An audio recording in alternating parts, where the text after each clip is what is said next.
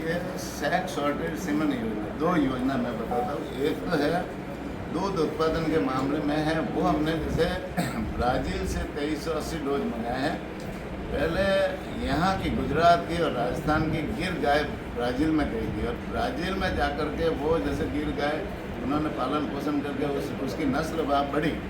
अब वहाँ ब्राज़ील में वो गाय है 40 से 50 लीटर दूध देती है, और हमारी जो यहाँ राजस्थान की जो गिर गाय है वो 10 से 15 लीटर दूध देती है। तो वहाँ से ब्राज़ील से जो गिर गाय का सीमन हमने 2380 डोज मंगाया है, और उसको जैसे हम किसानों को दे रहे हैं, पशुपालकों को दे रहे हैं, उनके लगा रहे हैं। तो आने वाले समय में वो जो गाय है ना, उसका जो बछड़ियाँ पैदा होगी और वो गाय बनेगी, तो वो 40 से 50 लीटर दूध देगी। नस्ल सुधार का कार्यक्रम अभी हम राजस्थान सरकार कर रही है। इसी तरह से एक और नस्ल सुधार का कार्यक्रम है, वो है सैक सॉर्टेड सीमन योजना। अभी हम चला रहे राजस्थान सरकार के माध्यम से।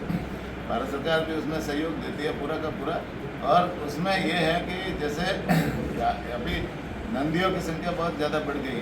भाई पहले नंदी क्या होता था, किसान के खेत में बैल बनता था, और बैल बनने के बाद में हल चलाने के लिए, रेट चलाने के लिए, बैलगाड़ी चलाने के लिए काम आता था। लेकिन अब मशीनरी युग आ गया, सारी की सारी खेती मशीनों से होती है, तो वो नंदी है ना, बड़ा बैल बनने के बाद में कोई उपयोग में नहीं आता। इसलिए उस नंदी को जैसे 1 साल तक तो किसान या पशुपालक पालते हैं, उसके बाद में उसको बेसहारा रोड पे छोड़ देते हैं, गलियों में घूमता रहता है। तो कई तरह के खतरे भी उससे उत्पन्न होते हैं।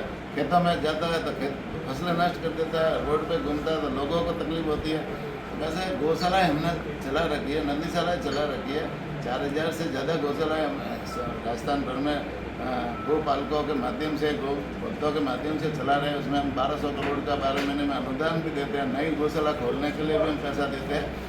लेकिन उन नंदियों की संख्या हम कैसे कम करें, ये आने वाले समय में ये नंदियों की संख्या आखिर गौशालाओं से भी पूरी नहीं हो सकती है ना। गौशाला कितने भी खोल लेंगे तो भी उनका संरक्षण हम नहीं कर पाएंगे।